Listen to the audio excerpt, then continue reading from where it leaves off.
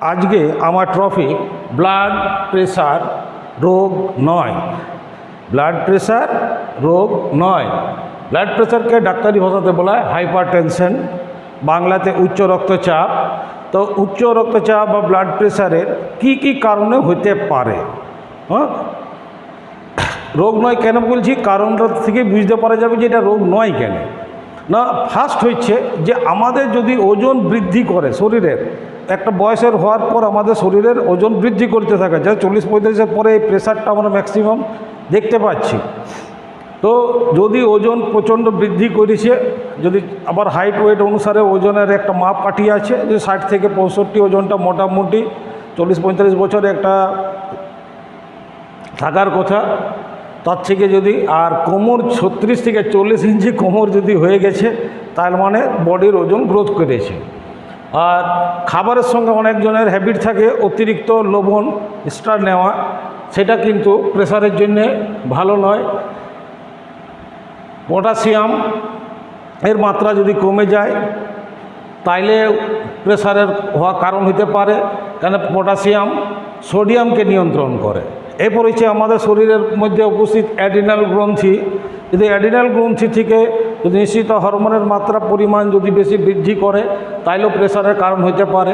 Thyroid গ্রন্থি আমাদের বিএমআরটাকে নিয়ন্ত্রণ করে, যদি থাইরয়েড গ্রন্থি থেকে থাইরক্সিনের মাত্রা যদি কম বেশি হয় বা থাইরয়েড গ্রন্থি ইফেক্টেড হলেও প্রেশার হওয়ার সম্ভাবনা আছে। ডায়াবেটিস, যার সুগার পেশেন্ট ডায়াবেটিস, তাদের প্রেশার চান্স আছে। কোলেস্ট্রল আমাদের ফ্যাট নিয়ন্ত্রণ করে, যদি কোনো কারণে কোলেস্ট্রলের মাত্রা পার্সেন্টেজ যদি বাড়তে থাকে তাহলে শিরা উপশিরাগুলো একটু মোটা হওয়ার সম্ভাবনা থাকে, তার জন্য কোলেস্ট্রলেরও কারণে প্রেশার হতে পারে।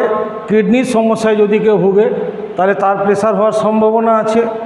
সাময়িক যদি জ্বর ফর এসেছে সেই সময় প্রেশার ফ্ল্যাকচুয়েট করবে, সেটা কিন্তু অরিজিনালি প্রেশার নয়, সেটা সাময়িক ব্যথা। যদি শরীরে কোনো পেনফুল ব্যথা যদি লং টার্ম হয় তাহলেও প্রেশার আমাদের বাড়ার সম্ভাবনা আছে। যাদের স্লিপার অ্যানিমিয়া মানে ঠিক মতন ঘুম হয় নাই, মানে আমাদের সাধারণত জানি আমরা যে 8 ঘন্টা আমাদের ঘুমানোর দরকার, এবার 8 ঘন্টা যদি ঘুম না হয় তো এটা যদি রাতে যদি ঘুম কম হয় তাইলে এটা হচ্ছে স্লিপার অ্যানিমিয়ার ইয়েতে পড়ছে। আর মদ্যপান, অ্যালকোহল ইনটেক যাদের বেশি রেগুলার করে তাদের ক্ষেত্রে প্রেশার দেখতে পাওয়া যায়। তো এতগুলা কারণের মধ্যেও মনে করে এগুলা ম্যাক্সিমাম কিছুগুলা ল্যাব প্যাথোলজি টেস্টের মাধ্যমে ধরা পড়ে, যে পটাশিয়াম, সোডিয়াম, অ্যাড্রিনাল, থাইরয়েড সব কিছু চেক করার পরও যদি প্রেশার তাও দেখা গেল যে আছে 120/80 জায়গায় আমার প্রেশার 140/90 দেখা দিচ্ছে, 45-এর পরে উপরে এই প্রেশারটা আসার সম্ভাবনা আছে, তো সন্দেহটা কোন দিকে যাবে? তখন সন্দেহটা ডাক্তারকে যদি প্রশ্ন করে, স্যার আমার তো সবই নর্মাল আছে, কোনো রিপোর্টে তো কিছু বলছে না, তাহলে আমার প্রেশারটা হলো কেন প্রেশার তো, তখন ডাক্তারবাবু দেখবেন হাসে হাসে একটা প্রশ্ন করবে যে আপনার বিয়ে হয়েছে কি না, ছেলে মেয়ে কটা, দিয়ে আর কোনো উত্তর দেবে না। তো আমাদের সাংসারিক যে চাপের প্রেশার, কাজের চাপ যে প্রেশার, তার উপরও নির্ভর করছে ব্লাড প্রেশার।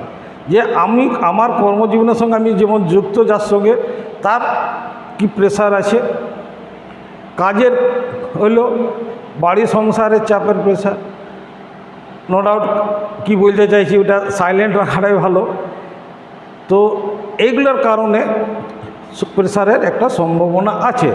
তো চিন্তা করাটা যে আমার প্রেশার হয়ে গেছে, যে আমি খুব টেনশন নিলাম, চিন্তা করলাম, কেন এটা কোনো রোগ কোনো দ্বারা আক্রান্ত হয় নাই, আমরা কোনো কিছুর মাধ্যমে আক্রান্ত হয় নাই, আমার কোনো না কোনো একটা কারণের জন্যে আমার প্রেশার আসার সম্ভাবনা হতে পারে। তাহলে যে কারণ যদি সব রিপোর্ট যদি ঠিক থাকে তাইলে মানসিক যে টেনশন চাপ যে যদি গ্রোথ করছে সেটাকে কি করে কমানো যায়, বন্ধুবান্ধবের সঙ্গে আবার আড্ডাবাজি মেরে শেয়ার করে নর্মাল লাইফ যাতে জীবনযাপন করা যায়, তাইলে আমার মনে হয় যে প্রেশারকে কন্ট্রোল করা যাবে। কিন্তু প্রেশার যদি নিয়মিত দেখা যায় যে না প্রেশার আমার পাওয়া যাচ্ছে, ইমিডিয়েটলি ডাক্তার কনসাল্ট করা উচিত। ডাক্তার যা সাজেশন করবে তার নিয়ম মাফিক মেনে চলাটাই আমি বলবো বুদ্ধিমানের কাজ। এরপর হচ্ছে লক্ষণ কী করে আমি বুঝবো যে আমার প্রেশার হয়েছে। তো প্রেশার হওয়ার একটা সাধারণ কিছু লক্ষণ দেখা দিবে, সেটা হচ্ছে হালকা মাথা ব্যথা। মাথা ব্যথাটা প্রেশারের একটা সিমটম। মাথা ঘোরা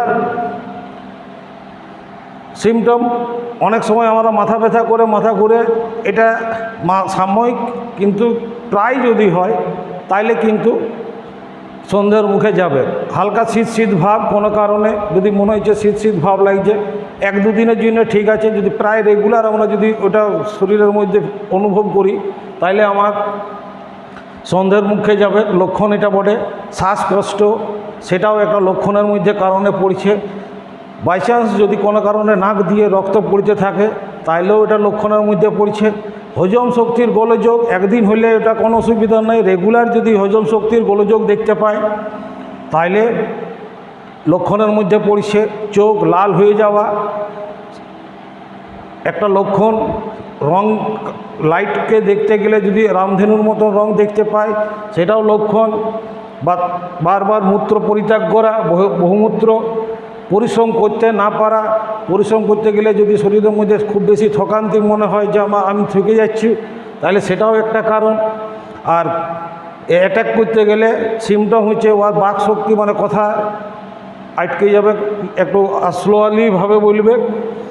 আর দৃষ্টিশক্তির মধ্যে ওর সমস্যা দেখা দিবে, যে ও একটু আলো অন্ধকার ফিলিং করবে, তার মানে তখন ওর যে প্রেশার অ্যাটাক করেছে।